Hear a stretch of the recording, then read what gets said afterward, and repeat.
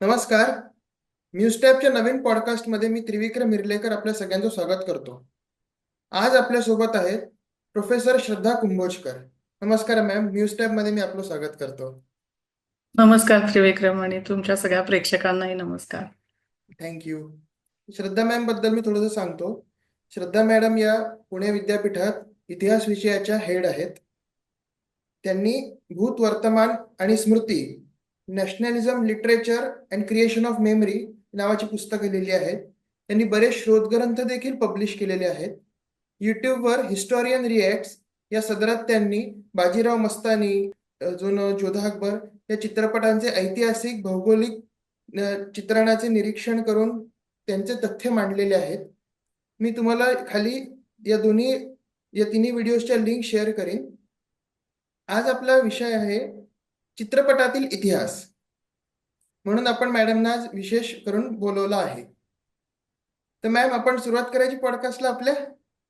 हो, जरूर त्रिविक्रम. येस.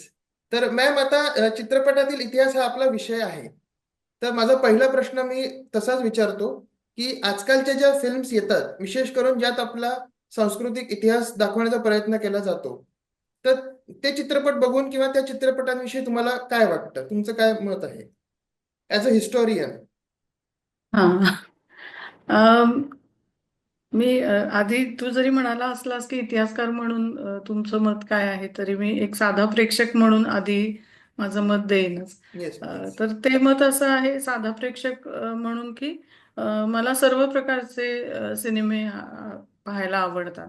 मग त्याच्यात मारधाड असू दे, त्याच्यामध्ये अतिशय प्रेमाची संवेदनशील अशी गोष्ट असू दे, किंवा ज्याला आपण सहजासहजी म्हणजे भडक नसलेले तरल अशा स्वरूपाचे असेही सिनेमे मला पाहायला आवडतात. त्यामुळे प्रेक्षक म्हणून सर्व प्रकारचे चित्रपट पाहणं हे अतिशय आनंदाची गोष्ट असते. ही सगळ्यात महत्वाची आणि माझ्यासाठी मोठी गोष्ट. पुढे जेव्हा मी इतिहासाची अभ्यासक म्हणून विचार करते, तेव्हा मात्र अनेक गोष्टींमध्ये हा आनंद आणखीन वाढवता आला असता, किंवा एखाद्या गोष्टीमध्ये असं जाणवतं आपल्याला की अरे, हे अशापेक्षा आणखीन वेगळ्या पद्धतीने केलं असतं तर चांगलं झालं असतं. आणि काही काही सिनेमांच्या बाबतीत तर अगदी आउटराईट म्हणजे पूर्णतयाच आपल्याला वाटतं की हे सगळं चुकीचं दाखवतात आणि यातनं निष्कारणच समाजाचा एक गैरसमज निर्माण करून दिला जातोय. त्यामुळे वेगवेगळ्या पद्धतीचे चित्रपट असतात आणि तो बघितल्यावरती आपली तशीच प्रतिक्रिया येत असते. म्हणजे उदाहरण द्यायचं झालं तर आताच तू उल्लेख केलास तसं मुंबईच्या चित्रपटसृष्टीमध्ये अतिशय यशस्वी ठरलेले असे अनेक चित्रपट मी आवडीने पाहिलेले आहेत. आणि त्यामध्ये मला खूप संगीतासाठी ते आवडले, त्यातल्या व्हिज्युअलसाठी. जसं बाजीराव मस्तानी खूप श्रीमंत, गर्भश्रीमंत वाटेल अशा पद्धतीची मांडणी त्याच्यामध्ये केलेली आहे. पण तरी त्याच्यामध्ये ऐतिहासिक तथ्य की ज्या काळाचं ते काही एक चित्रण करतायत त्यामध्ये थोडीशी चुका झालेल्या दिसतात किंवा विसंगती दिसतात, की अरे, हे या काळामध्ये असू शकत नाही, मग अच्छा. कशासाठी दाखवलंय असंही वाटतं. तर अशी ती संमिश्र भावना असते की एकीकडे आपण साधा प्रेक्षकही असतो आणि एकीकडे इतिहासाचा अभ्यासक असल्यामुळे काही गोष्टी डाचतात सुद्धा. फक्त हे इतकं साधं नसून अनेकदा असंही दिसतं की चित्रपट हे इतकं प्रभावी माध्यम आहे लोकांपर्यंत पोहोचण्याचं. आपला जो काही म्हणण्याचा मुद्दा आहे तो जनतेपर्यंत पोहोचवण्याचं, की जसा त्याचा वापर केला जाऊ शकतो तसा गैरवापरही केला जाऊ शकतो, हे स्पष्टच आहे. त्यामुळे जे घडलंच नाही अशा गोष्टींचाही एक नवाच खोटा इतिहास तयार करून लोकांसमोर पेश केला जातो.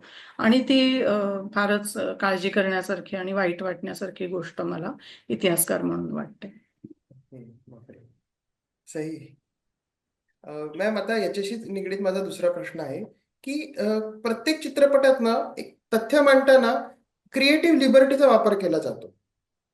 तर या क्रिएटिव्ह लिबर्टीचा वापर लेखनात म्हणा किंवा रिसर्चमध्ये किंवा जेव्हा आपण गोष्ट मांडतो तेव्हा कसा करावा, आणि तो कशा प्रकारे हम्म. करावा की ज्यामुळे तथ्य पण दिसतील, त्याच्याशी मोडतोड होणार नाही, आणि जी गोष्ट आहे तुमची तिचा फ्लो पण अगदी स्मूथ होईल.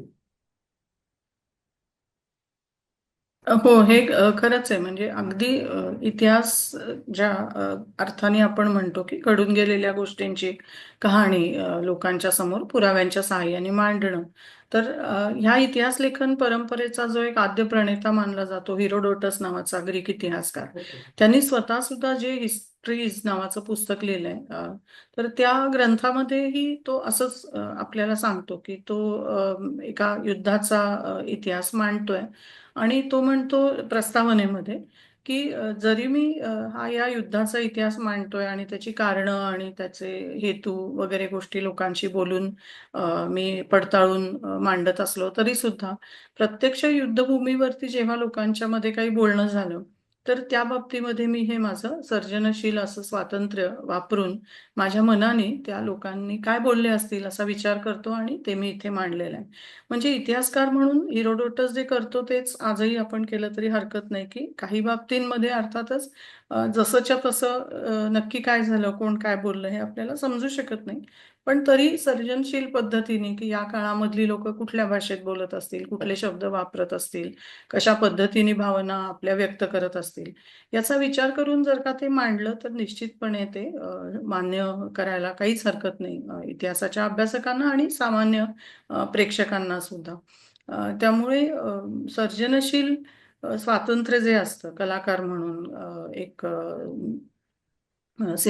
चित्रपटाचा दिग्दर्शक म्हणून म्हणजे तुम्ही एडिटिंग करता बऱ्याच गोष्टी असतात. म्हणजे हो. सिनेमा ही इतकी मोठी प्रचंड गोष्ट असते की त्याच्यात अनेक लोकांची खरोखरच सर्जनशील अशी आपापली त्याच्यामध्ये छोटी मदत होत असते. तर ह्या सगळ्यामध्ये जरूर प्रत्येकाला आपापल्या पद्धतीने गोष्टींना मुरड घालण्याचा वाव असतोच. फक्त त्याच्यामध्ये ही काळजी एकदा घेतली ना आपण, की नक्की काय झालेलं असू शकतं त्या काळामधला एक, मगाशी तू सुरुवातीला म्हणालास की चित्रपटांमधनं सांस्कृतिक इतिहास मांडला जातो. हा. तर त्या काळची संस्कृती कशी असेल ते लोक, म्हणजे अगदी सिंपल गोष्ट आहे की शेती करताना आपण बैलांचा नांगर वापरतोय की हा. ट्रॅक्टर वापरतोय, याच्यावरती सुद्धा तुमची संस्कृती कशी आहे हे अवलंबून असतं. तर जसं चित्रपटाच्या चित्रीकरणामध्ये साधारणतः जर का जुन्या काळचा सिनेमा असेल तर विजेचे खांब किंवा ह्याच्या तारा आपण येऊ देत नाही नाही. त्याच्यामध्ये, इतक्या साध्या गोष्टी असतात की त्या काळाचं एक भान ठेवणं समजा ही साधी गोष्ट असते. तर ही फार अवघड गोष्ट आहे अशातला भाग नाहीये खरं तर. पण तरी देखील लोक अनेकविध हेतू असतात त्याच्यामध्ये त्यांचे, पण तरी देखील असं होतं अनेकदा की या ऐतिहासिक सत्याची तू म्हणलास अगदी रास्तच आहे ते, मोडतोडही त्याच्यामध्ये केली जाऊ शकते. कधी कधी ती अभावितपणे होते, चुकून होते, पण कधी कधी मुद्दाम होऊन अच्छा. जे घडलं नाही ते दाखवण्यासाठी सत्याची मोडतोड केली जाते आणि ते योग्य नाही असं मला वाटतं. तथ्य कशी असतात म्हणजे तथ्याचं जे मोजमाप असतं ते कशावर डिपेंड असतं एकंदर. कारण आता कसं असतं की चित्रपट माध्यम असं आहे की त्यात फिक्शन तर आलंच. म्हणजे तुम्ही कितीही अगदी रिअलिस्टिक दाखवायचं म्हटलं, फिक्शन त्याच्यात हो. दाखवावंच लागतं. पण मग त्या हो. फिक्शनलाही एक अर्थ असावा लागतो ना. सो मग त्याच्याबद्दल खरंय. तुम्हाला काय वाटतं किंवा हे असंच दाखवलं किंवा या गोष्टीला महत्व नाही दिलं, पण हम्म. महत्व देऊन चालणार नाही कारण की त्या गोष्टीत तो बेस आहे, खरं बघायला गेलं तर. तर त्याबद्दल तुम्हाला काय वाटतं एकंदर? हम्म. तथ्यांची मांडणी ही खूपच आपल्याला त्याच्यामध्ये निवडीचं स्वातंत्र्य असणारी अशी गोष्ट आहे. अच्छा. म्हणजे अगदी साधी गोष्ट सांगते. आता तू आणि मी आपल्या प्रेक्षकांसाठी या गप्पा मारतोय, तर आपण मराठी भाषेची निवड केली. हो. असं नाही की तुला आणि मला आणखीन दुसऱ्या 2-4 भाषा येत असतील कदाचित. पण आपण आपल्या प्रेक्षकांचा विचार करून आणि आपल्या दोघांच्या कम्फर्ट, आपल्याला काय कुठल्या भाषेत बोलणं हे अधिक सहज आहे याचा विचार करून भाषेची निवड केली. तसंच इतिहासामध्ये सुद्धा मांडताना आपण अनेक तथ्य आपल्या पुढे उपलब्ध असतात पुराव्यांमधून. त्यातल्या काहीच गोष्टींची आपण निवड करतो किंवा तू माझी ओळख करून देताना मी कुठली पुस्तकं लिहिली आहेत याबद्दल किंवा मी कुठले व्हिडिओज केले आहेत याबद्दल सांगितलंस, की इतर दुसरे काही तपशील असतील कदाचित जे माझा आधार कार्ड नंबर असेल उदाहरणार्थ, अच्छा. तर तो आवश्यक आहे पण तो इथे आवश्यक नाही. त्यामुळे अच्छा. तू त्याची निवड केलीस वा. आणि एखादी गोष्ट इथे मांडायची की नाही याचा तू निर्णय घेतलास. ओके. हा. तर चित्रपटाच्याही बाबतीमध्ये आपल्या कलेच्या माध्यमातून आपल्याला लोकांपर्यंत जे सांगायचंय, पोचवायचंय, त्याचा विचार डोळ्यासमोर ठेवून मग आपल्याला उलट उलट जावं लागतं की मला नक्की काय दाखवायचंय, कोणता हा. संदेश लोकांपर्यंत पोचवायचा आहे, मेसेज काय आहे, आणि मग त्यानुसार मला तथ्यांची मांडणी करावी लागते. ओके. त्यामुळे मग दिग्दर्शकाला खूप मोठ्या प्रमाणात स्वातंत्र्य असतं असं मला वाटतं की बऱ्याच गोष्टी असतात ज्या तुम्ही म्हणजे सांगितल्या नाही सांगितल्या तरी चालू शकतं, पण ती त्या दिग्दर्शकाची निवड असते बऱ्याचदा. त्यामुळे आणि ते फार सुंदर आहे खरं म्हणजे चित्रपटाच्या बाबतीत की दिग्दर्शकाला एवढं मोठं स्वातंत्र्य असतं काय येस. मांडायचं ह्याचं. आणि चित्रपट तर असं माध्यम आहे की वाचनात जेव्हा आपण पुस्तक वाचतो एखादं, तेव्हा लेखकाने जे डिस्क्रिप्शन दिलेलं असतं त्याने आपल्या डोळ्यासमोर सगळं जग उभं राहतं. पण हो, चित्रपटाचं असं आहे की जग तयार केलेलं दाखवावं लागतं. सो त्याच्यात कसं ती जर डिटेलिंग आपण योग्य प्रकारे वापरली ना, तर त्याचा एक होय, खूपच सुंदर अनुभव येऊ शकतो. म्हणून त्याच्याशी खरं आहे. रिलेटेड माझा हा प्रश्न होता तुम्हाला. हा, हा, हा. छान हा, प्रकारे म्हणजे सांगितलं. हो. तपशिलांच्या बाबतीमध्ये आणखीन म्हणजे बोलायचं झालं तर अगदी साध्या गोष्टी असतात. जसं मी एक आत्ता भाषेचं उदाहरण दिलं की तू आणि मी ज्या मराठी भाषेत बोलतोय ही 21व्या शतकामधली, पश्चिम महाराष्ट्रामधली, अ, मध्यमवर्गीय लोकांची अशी मराठी भाषा आहे. आणि जर आपल्याला 21व्याच शतकामधल्या पश्चिम महाराष्ट्रामधल्या पण ग्रामीण मध्यमवर्गीयांची भाषा बोलायची असेल तर आणखीन वेगळ्या पद्धतीने आपल्याला ती दाखवावी लागेल. जशी उदाहरणार्थ आपल्याला देऊळ सारख्या सिनेमामध्ये पाहायला मिळते. तर पश्चिम महाराष्ट्रातलीच आहे ती, पण ग्रामीण आहे ना. येस. तर असे तपशिलांचे तुम्हाला बारकावे निवडावे लागतात. ओके. आणि त्यातही पुन्हा मग म्हणजे भाषिक आपल्याला वैविध्य एवढं आहे प्रचंड. आपल्या मराठी भाषेमध्येही आहे. आणखीन इतर कपड्यांच्या बाबतीमध्ये वैविध्य आहे. साडीचा पदर सुद्धा आपण साधा कशा पद्धतीने घेऊ, हे खूप त्याच्यामध्ये म्हणजे तपशिलांचे बारकावे जितके आपण टिपू तितके कमीच, असं म्हणायला पाहिजे. वाढलेलं ताट असेल सिनेमामध्ये तर त्या ताटामध्ये कुठला पदार्थ असेल, इथेच इथपर्यंत सुद्धा म्हणजे दिग्दर्शकांनी तपशिलांकडे खरं तर लक्ष पुरवायला हवं. आणि ह्या सगळ्याचे हे जे तू म्हणालास ना की तथ्यांचं स्वरूप काय असतं, तर ही जी तथ्य आहेत ती साधारणतः म्हणजे ऐतिहासिक चित्रपटांबद्दल आपण बोलतोय तर बहुतेक वेळेला याचे तपशील पुस्तकांमध्ये, ग्रंथांमध्ये, जुन्या पत्रांमध्ये ओके. आपल्याला मिळत असतात. म्हणजे अगदी नक्की एक्झॅक्टली अमुक एका राजाच्या घरी अमुक दिवशी कोणतं जेवण बनवलं गेलं होतं, कुठला स्वयंपाक होता, असं मिळणार नाही. हा. पण साधारण या शतकामध्ये अमुक प्रदेशामध्ये लोक भाकरी खात होते की तंदूर रोटी खात होते हा. इतपत तर आपल्याला निश्चितपणे माहिती असतं आणि त्याचे पुरावे पण मिळतात. फक्त ते नीट वापरणं ही अतिशय कौशल्याची आणि योजकपणाची गोष्ट आहे. मॅम, माझा पुढचा प्रश्न असा आहे की आता अ, जी युद्ध आपण बघतो, पूर्वीच्या काही जी युद्ध झालेली आहेत, तर त्याच्यात खूप विदेशातून किंवा वेगवेगळ्या राज्यातून, प्रांतातून सैन्य दल घेऊन यायचे, हत्ती घोडे घेऊन यायचे, किंवा खूप मोठं दल असायचे वेगवेगळे. सो त्या लोकांना किंवा त्या प्राण्यांना कुठे ठेवलं जायचं? म्हणजे आता जसं पद्मावत चित्रपटात आपण बघतो की अवाढव्य असे हत्ती वगैरे येत आहेत, मोठमोठे घोडे येत आहेत तिथे सगळे, किंवा लॉर्ड ऑफ द रिंग्स मध्ये आपण बघतो की दूर देशातून इतके मोठे मोठाले हत्ती वगैरे येत आहेत. तर खऱ्या आयुष्यात पण त्यांना ठेवायचे कुठे, किंवा त्यांचं सगळं मेंटेनन्स कसं करायचं त्यांचं? हम्म, हम्म.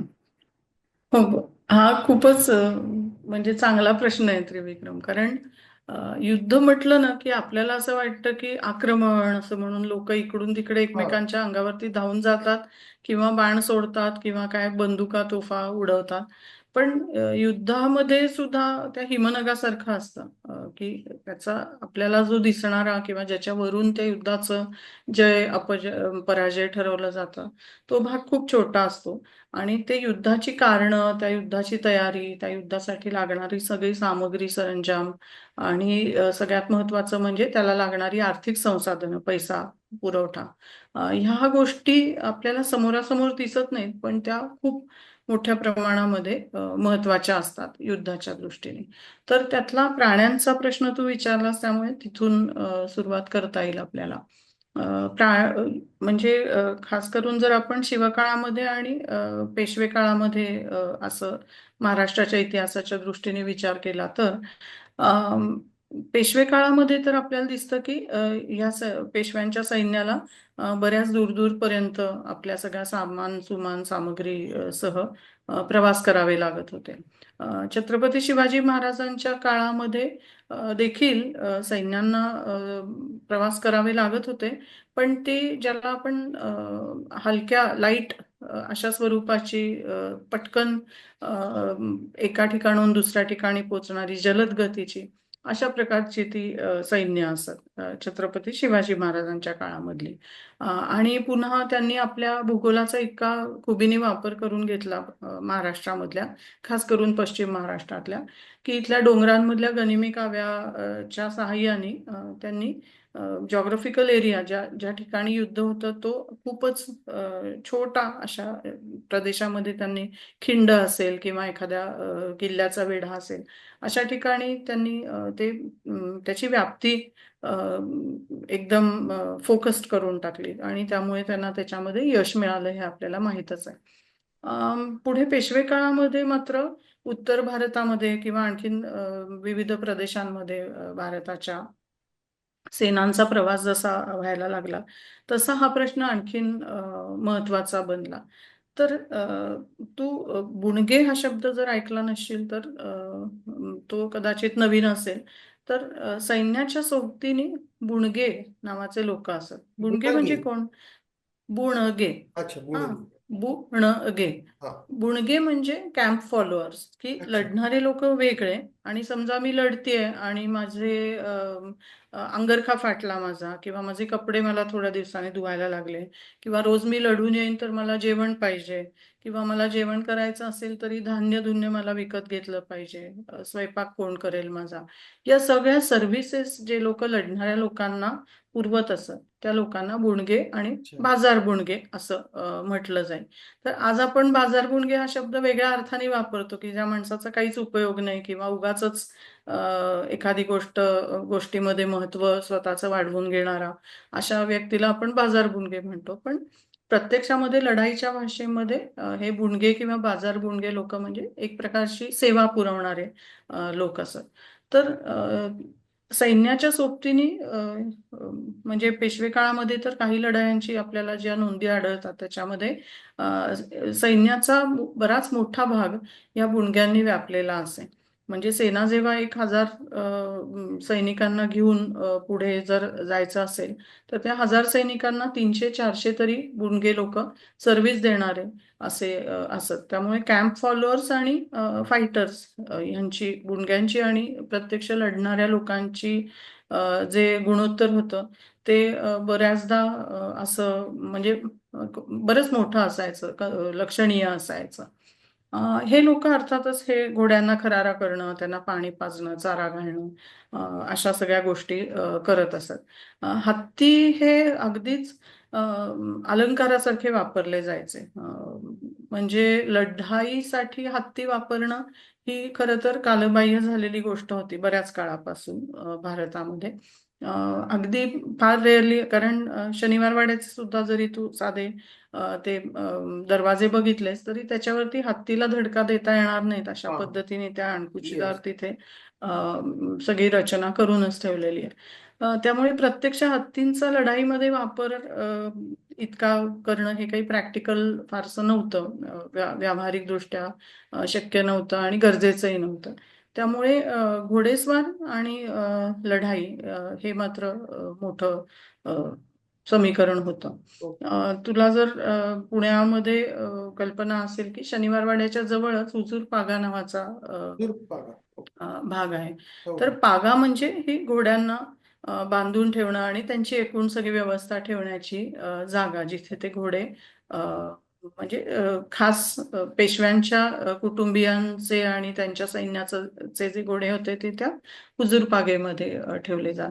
तर तशी त्यांची सगळी व्यवस्था, जसं आज आपण रेसचे घोडे असतील तर त्यांचे मोठे आपल्याला स्टड फार्म्स असतात, हे माहिती आहे की त्यांच्यासाठी खास राहण्याची जागा असते, औषध पाणी सगळ्याची. तशीच हुजूर पागेमध्ये सुद्धा अतिशय व्यवस्थित अशी पेशवे काळामध्ये आपल्याला दिसतं की सगळी त्यांनी सोय करून ठेवलेली होती, खास करून घोड्यांसाठी. मात्र मी मगाशी तुला म्हणलं की हिमनगासारखं हे असतं ना युद्ध. तर त्याच्यामध्ये हाही एक भाग आहे की इतिहास म्हणजे फक्त लढाया नसतात. हा. अ, अनेकदा आपल्याला हे लक्षामध्ये घेतलं जात नाही, आणि खास करून चित्रपट आणि इतिहासांबद्दल आपण बोलतोय त्यामुळे तर विशेषच. पण अ, गोष्ट गोष्टी जेव्हा घडत, म्हणजे समाज जेव्हा काही एक आपला प्रवास करत असतो, तेव्हा शांततेच्या घडामोडी ह्या बराच काळपर्यंत चालत असतात, आणि शांततेचे सगळे मार्ग खुंटले की आणि तरच लोक लढाया करायला अ, त्यांना भाग पडतं. त्यामुळे इतिहासात सारखे लोक लढतच होते, हा राजा त्या राजाच्या विरुद्ध लढतच होता असं नसून. व्यापार आहे, शेती आहे, विविध उद्योग आहेत, ह्या गोष्टी खरं तर बराच काळपर्यंत बऱ्याच मोठ्या भूप्रदेशामध्ये चालत होत्या. याकडेही आपल्या चित्रपट निर्मात्यांचं बहुतेक वेळेला दुर्लक्ष होतं, आणि लढायांचा इतिहास हा अधिक मोठ्या प्रमाणात दाखवला जातो. सुंदर. वेगळी बाजू सांगितली मॅडम तुम्ही या सगळ्याची. खरं तर याच्यावर पण एक चित्रपट बनायला पाहिजे, म्हणजे असा हा व्यापक विषय आहे. हो, खरं आहे. तर मॅम आता आपल्या गप्पा खूप छान रंगात आलेल्या आहेत, आणि आता मी तुम्हाला वेगळे नवीन नवीन प्रश्न विचारतो. So आता माझा पुढचा प्रश्न असा आहे की छत्रपती शिवाजी महाराजांनी अफजल खान वध केला तेव्हा त्यांनी वाघनखं डिझाईन केलेली. तर हे इन्स्पिरेशन त्यांना कुठून मिळालं, किंवा जसे आता जिरोटोप आहे, वाघनख आहेत, चिलखत आहे, दांडपट्टा आहे, बिछवा आहे, ही सगळी जी हत्यारं जी होती, तर त्यांची डिझाईन इन्स्पिरेशन काय होती, किंवा हे असं आपण डिझाईन करावं काहीतरी, हे कुठून सुचलं मुळात? अम, त्रिविक्रम याच्यामध्ये दोन स्टेटमेंट्स आहेत. एक म्हणजे की याचं डिझाईन कुणी एका व्यक्तीने केलेलं होतं, तर असं सांगता येत नाही की अमुक एक शस्त्र आहे आणि त्याचं डिझाईन हे एकाच व्यक्तीने केलंय. कारण शस्त्र ही अर्थातच एकमेकांना मारण्यासाठी, इजा पोचवण्यासाठी असतात. आणि ज्या गोष्टींनी अधिकाधिक इजा पोचते किंवा आपण जास्ती संहार करू शकतो, अ, ती गोष्ट अर्थातच आपला शत्रूही आपल्याकडनं शिकत असतो. त्यामुळे लढाईची हत्यारं, मिलिटरी टेक्नॉलॉजी सर्वच प्रकारची, किंवा कुठल्या विशिष्ट पद्धतीने एखादी गोष्ट वापरणं, तीच गोष्ट पण वेगळ्या पद्धतीने वापरणं, तर ह्या सगळ्या गोष्टींना एकच एक असा करता कुणीच नसतो. त्यामुळे कुठल्याच एका व्यक्तीने त्याचा शोध लावलाय किंवा डिझाईन केलंय असं म्हणणं हे इतिहासामध्ये त्याला काही आपल्याला तथ्य मिळत नाही, त्याला पुरावा मिळत नाही. पण तरी सुद्धा अर्थातच बायोमिमिक्री नावाची गोष्ट तू ऐकली असशील. तर तो शब्द वेगळ्या अर्थाने इथे वापरून निसर्गामध्ये ज्या गोष्टी आपल्याला आढळतात ना, त्या गोष्टींचं आपण अनुकरण करत असतो. तर वाघ नख ही खरोखरच वाघाची असतील किंवा मांजराची, कुत्र्याची सुद्धा आपल्या आपण घरामध्ये बघतो, तर नख ही अशी एका पद्धतीने वळलेली असतात. हो. आणि ती वळलेली असतात म्हणूनच जेव्हा आपण कुणाच्याही शरीरामध्ये किंवा कुठल्याही एखाद्या पृष्ठभागावरती जर का ती रुतवली, तर जेव्हा ती बाहेर ओढली जातात तेव्हा आतमधनं अधिक जास्ती इजा पोचवून आतला भाग बाहेर ओढण्यासाठी, रक्तस्राव करण्यासाठी त्यांचा उपयोग होत असतो. म्हणजे सरळ तू बाणाचं किंवा भाल्याचं टोक घुसवणं आणि वाघनखांसारख्या वळलेल्या टोकांचं शस्त्र घुसवणं, ह्याच्यामध्ये बराच फरक आहे. तर इथे छत्रपती शिवाजी महाराजांचा मोठेपणा आपल्याला जाणवतो की मगाशी म्हटलं तसं योजना करणं, योग्य ठिकाणी योग्य गोष्टीची योजना करणं. तर त्या वेळेला आपल्याला कशा पद्धतीची लढाई करावी लागेल. जर ह्या अफजल खान वधाच्या प्रसंगी त्यांनी असा विचार केला असता की माझ्याकडे मोठा तोफखाना आहे, मी आता एक तोफच सोबत घेऊन जातो, तर ते अंतर, ती लढाई, तो प्रसंग हा तोफेचा वापर करण्याचा नव्हता. हो हो. तर तो प्रसंग असा होता की हँड टू हँड कॉम्बॅट ज्याला आपण म्हणतो, समोरासमोर दोन व्यक्तींची शरीर एकमेकांच्या जवळ असतात आणि त्या प्रसंगी जवळून पण खूप इंटेन्स, खूप जास्ती संहारक नुकसान अशा करणार. पद्धतीचं शस्त्र, नुकसान काय करणार. म्हणा, नुकसान करणारं हा. असं शस्त्र योजणं हा त्यांचा तिथे बुद्धिमानपणा आपल्याला दिसून येतो. आणि त्यामुळे प्लस ते वाघनखांचं बाकी तर आपल्याला सगळं माहीतच आहे की अंगठीसारखं ते बाहेरच्या बाजूनी लक्षामध्ये येत नाही आणि नंतर तुम्ही त्यांनी व्यक्तीवरती, शत्रूवरती हल्ला करू शकता. तर मुद्दा असा की निसर्गामध्ये असणाऱ्या अनेक गोष्टींचा आपण नेहमी अनुकरण करून ह्या शस्त्रांचं असेल, कपड्यांचं असेल, बऱ्याच गोष्टींचं आपण अ, निर्मिती करत असतो. तर ह्या वाघनखांच्याही बाबतीमध्ये तसंच आहे. आणि बाकीची मग दांडपट्टा असेल, तलवारी असतील, या बाबतीमध्ये मगाशी म्हटल्याप्रमाणे शस्त्रास्त्र बनवण्याचं जे तंत्रज्ञान आहे ना, ते खूप जगभरामध्ये अ, वेगाने पसरतं. म्हणजे अगदी शिवकालामध्ये सुद्धा आपल्याला दमास्कसमध्ये बनणाऱ्या तलवारी अ, ह्या इकडच्या राज्यकर्त्यांनी, सैनिकांनी, सेनानींनी वापरलेल्या आहेत असं लक्षामध्ये येतं. त्यामुळे जगभरात जिथे जिथे म्हणून ते शस्त्र अधिकाधिक प्रभावी करण्याचं, दमास्कस का, तर तिथे पोलाद बनवण्याची आणि त्याला पाणी चढवण्याची एक विशिष्ट असं तंत्रज्ञान तिथल्या तंत्रज्ञांना अवगत होतं म्हणून. तर अशी ती तंत्रज्ञानं खूप झपाट्याने पसरतात. आणि आपल्याला जो एक गैरसमज असतो की इतिहासामध्ये लोक आपापल्या प्रदेशामध्ये राहत होते किंवा इथल्या लोकांचा बाहेरच्या जगाशी काही संबंध नव्हता, जो अर्थातच इंग्रजांनी करून दिलेला आहे की इथली खेडी स्वयंपूर्ण होती वगैरे, एक अशी एक काल्पनिक गोष्ट त्यांनी रचली. पण ते अजिबात खरं नाहीये, कारण अनेक बाबतींमध्ये तंत्रज्ञानामध्ये, अन्नपदार्थांमध्ये मगाशी म्हटल्याप्रमाणे कॉलीफ्लॉवर हा जरी त्या अकबराच्या काळामध्ये खूप लोकप्रिय आणि खूप मोठ्या प्रमाणात उपलब्ध नसेल तरी नंतरच्या काळात आपल्याला पोर्तुगीजांकडनं आलेल्या मिरच्या, बटाटे या सगळ्या गोष्टी आपल्याला म्हणजे माहीतच आहे. तर जग हे अजिबात बंदिस्त नव्हतं, पण तसा समज करून दिला जातो आपला, हे मात्र या निमित्ताने लक्षामध्ये येतं. या लक्षात म्हणजे एक थोडक्यात म्हणजे निसर्गाकडून प्रेरणा घेऊन आपण ते सगळं डिझाईन केलंय किंवा त्याचा जो व्याप आहे त्याचा मुख्य स्रोत निसर्ग आहे. जसे तुम्ही सांगितलं की होय. घोड्याची नखं आहेत किंवा मांजरीची नखं आहेत, हो. नखांचं स्ट्रक्चरिंग कसं असतं, तर टू हो. Use that those thing in war techniques आणि बरोबर, तंत्रज्ञानासाठी प्रभावी वापर करणं त्याचा. प्रभावी वापर करणं. येस. मॅम, आता आपण जवळजवळ आपलं सगळे प्रश्न झालेले आहेत. तर आता आपण आपल्या शेवटाकडे येत आहोत.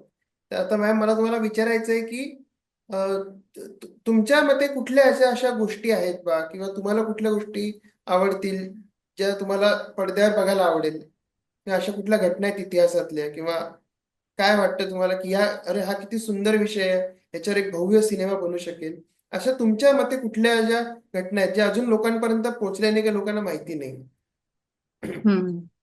अम, नुकतंच ना, अखेरचे शिलेदार नावाचं पुस्तक टी साईनाथ यांनी लिहिलेलं, मराठीमध्ये भाषांतरित होऊन प्रकाशित झालं गेल्या वर्षी. तर त्याच्यामध्ये स्वातंत्र्य संग्रामामध्ये लढलेल्या अनेक माणसांच्या गोष्टी आहेत की जी माणसं अजूनही ते पुस्तक लिहित असताना जिवंत होती. त्यांचं अखेरचे शिलेदार नावाने पुस्तक आहे. तर त्याच्यामधली एक गोष्ट मला फार प्रेरक अशी वाटली की एका स्त्रीबद्दल ते सांगतात, साईनाथ, की ही स्त्री जेव्हा तिला ते भेटले, साईनाथ, तेव्हा ती म्हणाली की मी काय केलं नाही स्वातंत्र्याच्या लढाईसाठी, माझे यजमान होते ते मात्र जायचे, लढायचे. मग ते साईनाथ जे पत्रकार आहेत आणि उत्तम, म्हणजे भारतातल्या ग्रामीण पत्रकारितेचे अगदी मोठे अध्वर्यू म्हणू आपण, ते त्या स्त्रीला विचारतात की तुम्ही अगदी नक्की काहीच केलं नाही का, तुम्ही काय करत होतात तेव्हा? तर त्या म्हणाल्या की नाही, आमचे मालक जायचे, अनेक दिवसचे दिवस ते नसायचे आणि फक्त निरोप पाठवायचे, इतक्या लोकांसाठी जेवण कर, इतक्या लोकांसाठी जेवण करून पाठव. मग म्हणे मी ते कासंडीमध्ये डाळ आणि फडक्यामध्ये बऱ्याच 20-25 जणांच्या भाकरी बनवायचे आणि पाठवून द्यायचे लोकांना. तर तेव्हा साईनाथ असं म्हणतात की हे जे स्त्रियांचं योगदान आहे भूमिगत चळवळीला, नाना पाटलांच्या चळवळीमधले ते कार्यकर्ते होते आणि त्यांच्या या पत्नी होत्या. तर हे जे स्त्रियांचं योगदान आहे भूमिगत चळवळीत असेल, स्वातंत्र्याच्या चळवळीत असेल, इतरही अनेक गोष्टींमध्ये, शोध लावण्यामध्ये असेल, तर या संदर्भामध्ये अनेकदा दुर्लक्ष होतं किंवा फक्त कुणाची तरी पत्नी म्हणून त्या स्त्रीलाही फारशी स्वतःच्या कर्तबगारीची किंवा आपण काय केलंय, केवढी मोठी कामगिरी बजावली याची जाणीव मिरवावी असं वाटत नाही. तर अशा गोष्टी चित्रपटामध्ये जर आल्या तर मला वाटतं की एका अर्थाने तो ऐतिहासिक न्यायही दिला जाईल आणि त्याच्यामध्ये खूप मोठं क्षमता आहे त्याच्यामध्ये, जसं की सावित्रीबाई फुलेंचं काम आहे किंवा रखमाबाई राऊतांचं काम आहे हो हो. किंवा ज्योतिराव फुल्यांच्या वरती आचार्य अत्र्यांनी अतिशय सुंदर सिनेमा बनवलेलाच आहे. पण सावित्रीबाईंच्या कामावरती उत्तम चित्रपट बनवता येईल. असे अनेक विषय आहेत अर्थातच, हो. पण त्यातले हे माझ्या मनाच्या जवळचे काही विषय सांगितले. रखमाबाई राऊतांवर चित्रपट बनलेला आहे ऍक्च्युली, पण तो बर. कधी रिलीज नाही झालाय अजून तो. हा, अनंत तसंही महादेवन असेल. डिरेक्टर आहेत त्याचे. हा, बर बर हा, बर. मी वाटल्यास तुम्हाला त्याचा वा. टीजर पाठवतो. हो, नक्की नक्की आवडेल पाहायला मला. Yes ma'am. फार मोठं कर्तृत्व असणारी स्त्री हो. होती आणि येस मॅम, येस. अनेक वर्ष त्या काम करत राहिल्या पुढे येस. त्यामुळे. तर मॅम, आपल्या खूप छान गप्पा होत आहेत आणि आता आपण शेवटाकडे आलेलो आहोत. तर आता मॅम, मला तुमच्याशी सांगा की तुम्ही सध्या नवीन काय वाचत आहात किंवा काय लिहित आहात इतक्यात, हम्म. किंवा तुम्ही कुठले असे अम, सिनेमे बघितले हिस्टॉरिकल जे तुम्हाला आवडले, किंवा तुम्ही इतक्यात आवडलेले तुमचे सिनेमे कुठले? हा, मी काय वाचते तर मी इतिहासाची धुळाक्षरं नावाचं, हे बघ, इथे तुला मी दाखवू शकते पुस्तक. हो हो. इतिहासाची धुळाक्षरं नावाचं पुस्तक मराठीमध्ये प्रकाशित झालंय. छोट्या मुलांसाठी येते, म्हणजे हो. साधारण टीनेजर मुलं आपण म्हणून हा. त्यांच्यासाठी. आणि इतिहास, ती 3 पुस्तकं आहेत. तर इतिहासामध्ये अनेक विषय असे असतात ज्याच्याबद्दल बोललं जात नाही, जसं की देशाची फाळणी आहे किंवा भाषावार जी राज्य आपली नव्याने निर्माण केली गेली, त्या अशा ज्या अवघड मानल्या जाणाऱ्या विचार किंवा घटनाक्रम आहेत, त्यांच्याबद्दलचं लहान मुलांना समजेल अशा पद्धतीने सांगितलेलं हे पुस्तकांची मालिका आहे. तर ही मी वाचतेय सध्या.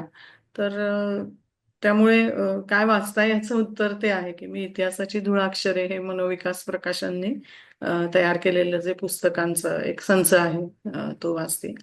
आणि चित्रपट खरं आठवत नाहीये मला आता, म्हणजे इतक्यात काय चांगला सिनेमा. हा, yes, killers of the flower killers of the ring flower moon of किंवा मून. फ्लावरिंग मून किंवा फ्लावर मून, मला killer of the flower moon Martin हा स्कॉर्सेसीची फिल्म आहे. हा, तर हा सिनेमा मी बघितला ज्याच्यात हा. लिओनार्दो दी कॅप्रिओ आहे, येस. म्हणून खरं तर म्हणजे त्याची मोठी चाहती असल्यामुळे मी तो सिनेमा पाहायला खरं तर हे बसले. आणि अतिशय सुंदर येस. पद्धतीने अमेरिकेमधल्या रेड इंडियन ज्यांना आपण म्हणतो, म्हणजे तिथले मूळ ऑसीज. निवासी जे लोक होते, हा हा. त्या लोकांचा कसा खात्मा केला या गोऱ्या म्हणवणाऱ्या आणि स्वतःला सुसंस्कृत म्हणवणाऱ्या लोकांनी, याचं अतिशय छान ऐतिहासिक चित्रपटामधनं ते केलेलं दर्शन मला अगदी म्हणजे मनापासून आवडलं आणि खूप अस्वस्थ करून गेलं की अनेकदा असं होतं की सुसंस्कृत म्हणवणाऱ्या समाजांचा जो एक क्रूरपणा असतो तो कधी दाखवला जात नाही, पण या सिनेमामध्ये तोही खूप प्रभावी पद्धतीने आणि संवेदनशील पद्धतीने दाखवलाय. त्यामुळे killers of the flower moon हा सिनेमा मला आवडला पाहायला. छान आहे तो सिनेमा. म्हणजे हो स्कॉर्सेसीचे तर सगळे सिनेमे बघण्यासारखे असतात. फुल डिटेल मध्ये त्यांनी हो दाखवतात प्रत्येक हो गोष्ट. हो हो, आणि आवडला तो. येस. आणि काय लिहित काय आहात सध्या नवीन किंवा रिसर्च? लिहिते मी हा हा मी काय करतेय मी ऋग्वेद शिकले म्हणजे कॉलेजमध्ये मी जेव्हा होते तर तेव्हा मी जसं इतिहासामध्ये एम ए केलं तसं संस्कृतमध्ये वेद हा विषय स्पेशल घेऊन एम ए केलं होतं.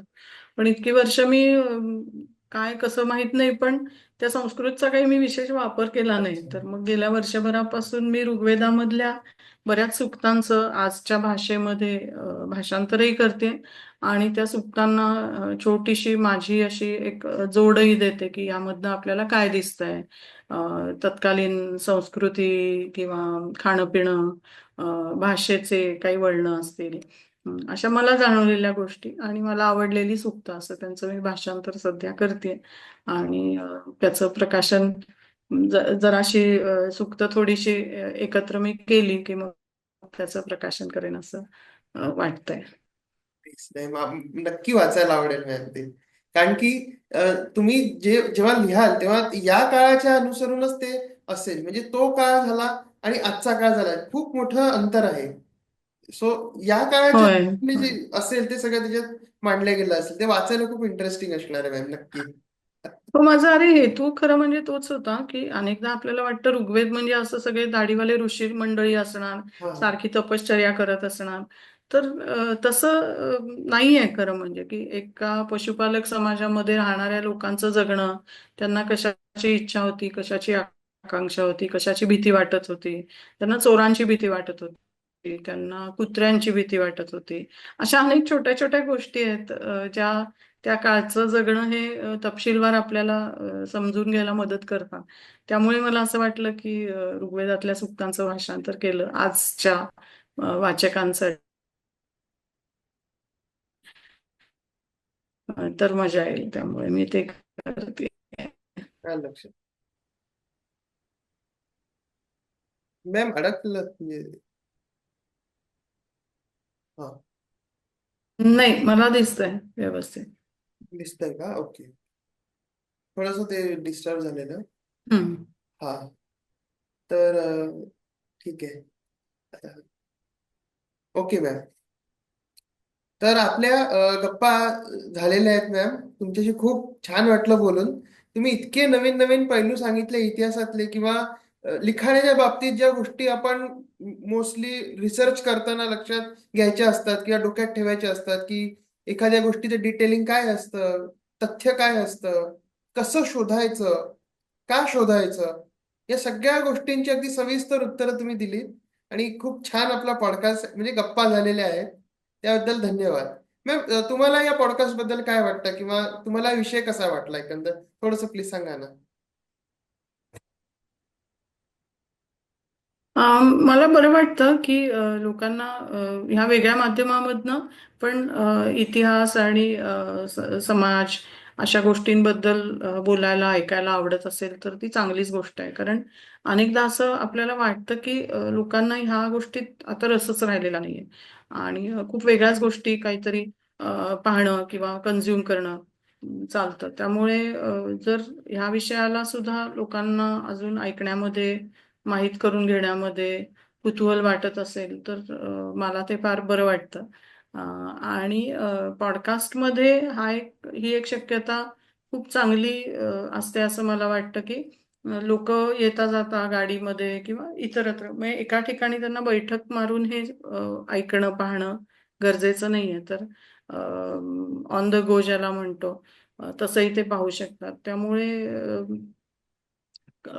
म्हणजे श्रोत्यांपर्यंत पोहोचण्याचा तो एक आणखीन सोपा सुलभ मार्ग आहे असं मला वाटतं. त्यामुळे आणि तू ते करतोयस याबद्दल तुझं विशेष कौतुक त्रिविक्रम की थँक्यू. या या पद्धतीने तू काही नव्या विषयांना अ, हात घालतोयस, ही हो, हो. छानच गोष्ट आहे.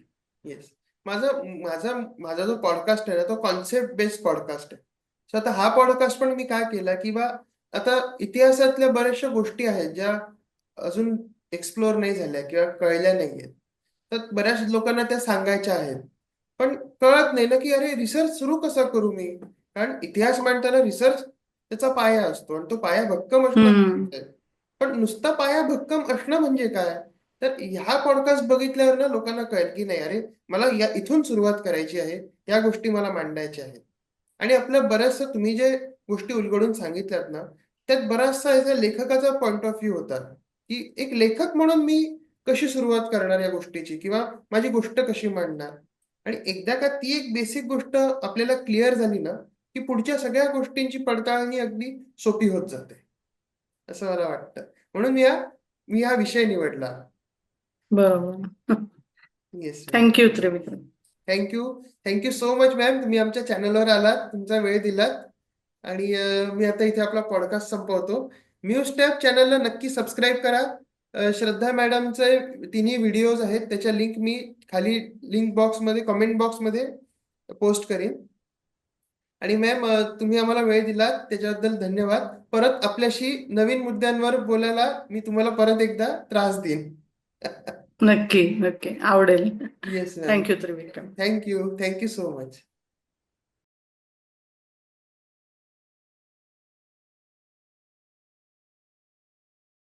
तर इथे ना ऐतिहासिक साक्षरता असं त्याला आपण म्हणायला पाहिजे, की इतिहासामधली जी अगदी छोटी सुरुवातीची म्हणजे अक्षरं आहेत ना, तर ती अक्षरं आपल्याला जर नीट लक्ष देऊन आपण वाचलेली असतील, बाराखडी त्याची नीट गिरवलेली असेल ना, तर ह्या गोष्टी समजणं किंवा या गोष्टींचा एक अंदाज येणं हे सहज शक्य होतं असं मला वाटतं. म्हणजे तो मनुष्य काय करतोय याचं थोडं भान जर का ठेवलं, तर सहज शक्य आहे की साधं पत्र घेऊन येणारा मनुष्य आहे किंवा आणखीन अशा बऱ्याच गोष्टी असतात. म्हणजे अ, तुला वेगळं उदाहरण देते, हा. ज्या चित्रपटाचा मी एपिसोड केला नाहीये, अशा मोहेंजोदरो नावाच्या हा. सिनेमामधलं. तर मोहेंजोदरो हा चित्रपट अनेकांनी पाहिलेला असेल आणि त्या चित्रपटामध्ये मातीची भांडी बनवून ते ऋतिक रोशनच्या घरची माणसं विकण्यासाठी पाठवत असतात. Yes yes. तर ज्या प्रकारच्या गाड्या त्या मातीची मडकी रचून विक्रीसाठी घेऊन जातात, त्या गाड्या इतक्या परफेक्ट इतिहासाच्या दृष्टीने योग्य अशा त्यांनी वापरल्या आहेत, की मला फार कौतुक वाटलं.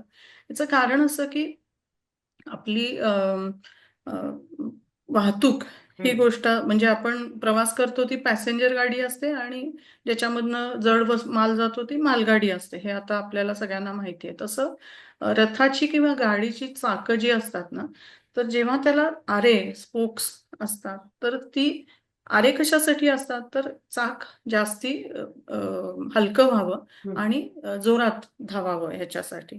आणि आरे नसलेलं डिस्क व्हील असं ज्याला म्हणतात, की अशा फळ्या-फळ्या एकत्र जोडून गोल तयार केलेलं जे चाक आहे, ते ह्या काळी वापरलं जात होतं माल वाहतुकीसाठी. तर मोहेंजोदरो चित्रपटामध्ये त्या मडक्यांच्या वाहतुकीसाठी त्यांनी खास करून तशी डिस्क व्हील असणाऱ्या गाड्या बैलांनी ओढलेल्या अशा वापरल्या. हा. म्हणजे इतकं छान मला वाटलं, की तपशिलांमध्ये त्यांनी ध्यान म्हणजे लक्ष खूप चांगल्या हा. पद्धतीने दिलंय. तर हे भान ठेवण्यासाठी अर्थात मोहेंजोदरो या चित्रपटात जर आपण त्याची नामावली पाहिली शेवटी, तर या विषयामधले अतिशय मोठे अभ्यासक त्यांनी कन्सल्टंट म्हणून, सल्लागार म्हणून त्या चित्रपटासाठी नेमलेले होते. तर त्यांचं जे ज्ञान आहे ते असं ठायी आपल्याला त्या येस. चित्रपटामध्ये दिसतं. अ, तर हे खूप अवघड नाहीये, की जड वजन नेण्यासाठी आऱ्याचं चाक वापरलं जाणं म्हणजे सायकलवरती खूप जास्ती वजन ठेवलं तर ते चाक कसं वाकडं होतं की नाही? तशी सिंपल गोष्ट आहे. पण ते इतिहासाची साक्षरता पाहिजे, थोडं भान असलं पाहिजे. अ, आणि ते आपल्याकडे नसेल तर योग्य त्या कन्सल्टंट्सना, सल्लागारांना, त्या विषयाच्या तज्ञांना विचारणं ही खरं तर योग्य गोष्ट आहे. जसं आपण दुखलं-खुपलं तर डॉक्टरांकडे येस जातो. येस. आपणच आपले उपचार करत नाही. तसं हे थोडंसं फक्त अनेकदा मोठ्या प्रोजेक्ट्समध्ये असे सल्लागार नेमले जातात. पण काही प्रोजेक्ट्समध्ये कदाचित तेवढी अ, ते काळजी घेत नसतील हा. किंवा मग ते सल्लागारही कसे आहेत, नक्की प्रशिक्षण घेतलेले आहेत की असंच हौसेने सल्ला देण्यासाठी आणि अ, लक्षात. आलेत, हाही त्याच्यामध्ये भाग येतो.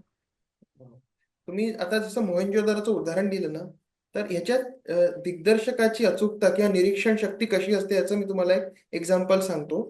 की हं, आशुतोष गोवारीकर सरांनी त्यांच्या एका इंटरव्ह्यू मध्ये सांगितलेलं, मोहनजोदरोच्या इंटरव्ह्यू मध्ये, की हं, त्यांनी ज्या ब्रिक्स बघितले त्या म्हणजे मोहेंजोदरो मध्ये ज्या ब्रिक्स जे जिथे जिथे ब्रिक्स आपल्याला दिसतात ना, हो, तर त्या विटा. ब्रिक्सचा ऍक्युरेट मोजमाप करून तशा हो, त्यांनी स्टेटमध्ये यूज केलेल्या.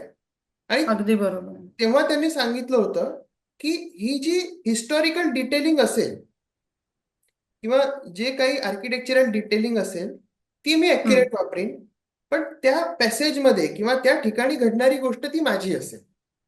सो हे जे तुम्ही बरोबर. हा इतिहासाची साक्षरता जे म्हणालात त्याचं उत्तम उदाहरण म्हणजे डिरेक्टर आशुतोष गोवारीकर. हो, हो, खरंच आहे. सुंदर. म्हणजे मला असं आधी वाटलं होतं की हा काही इतका म्हणजे काही ना काहीतरी चुका निघतीलच त्या सिनेमामध्ये, म्हणून मी त्या दृष्टीने खरं तर तो मोहेंजोदरो बघितला. पण नंतर लक्षात आलं की त्याच्यामध्ये अशा काही अ, ऐतिहासिक दृष्ट्या चुकीचं काही नाही. आणि इनफॅक्ट नंतर म्हणजे काय म्हणतो आपण, आनंदाचं आश्चर्य वाटलं मला हा की हा अ, चांगलंच त्यांनी केलंय ते. किंवा दुसरी साधी गोष्ट म्हणजे त्याच सिनेमामधल्या नायिकेच्या कपड्यांचा जो असा एक झगझगीत निळा रंग आहे, तर तो निळा रंग सुद्धा ऐतिहासिक दृष्ट्या खूप महत्वाचा आहे. म्हणजे ह्या काळामध्ये हडप्पा मोहेंजोदडोच्या संस्कृतीच्या काळामध्ये काही विशिष्ट द्रव्यांचा वापर करून तो निळा रंग अगदी रेअर पद्धतीने, म्हणजे खूपच कमी लोकांना परवडू शकेल इतक्या महाग अशा ह्यानी तो निळा रंग वापरला जायचा. आणि त्याच्यात दाखवलंय की ती नायिका जी आहे ती खूप श्रीमंत, म्हणजे अशा मोठ्या प्रमुखाची मुलगी आहे. त्यामुळे ती एकटी तशा निळ्या रंगाचे कपडे घालताना दाखवले. अच्छा. हे इतिहासाच्या दृष्टीने अगदी परफेक्ट बरोबरच आहे. Yes ma'am. खूपच म्हणजे चांगला पिक्चर होता तो एक प्रकारे, पण हो. पण तो नाही एवढा म्हणजे त्याला सक्सेस नाही मिळाला, पण हा, हिस्टॉरिकल बहुधा तो. ऍक्युरेट होता तो झाला का. हो. जोधा अकबर पण झाला. कुठला? जोधा अकबर. जोधा अकबर. हो, हो, हो. जोधा अकबर आहे, मला अतिशय आवडला तो. मग अगदी बारीक बारीक तपशिलाच्या चुका, जसं मी म्हणलं कॉलीफ्लॉवर हा त्याच्यामध्ये, हा. त्या स्वयंपाकघरामधल्या भाज्यांमध्ये भाज्यांचे जे हो. ढिगारे आहेत त्याच्यात फ्लॉवर आहे, की जो या काळामध्ये तितका मोठ्या प्रमाणामध्ये भारतात त्याची अजून लागवड किंवा उपलब्धता नव्हती. पण असे अगदीच बारीक तपशील हा. आहेत. बाकी बऱ्याच गोष्टी जोधा अकबर मध्ये सुद्धा खूपच सुंदर पद्धतीने त्याने दाखवल्या. येस.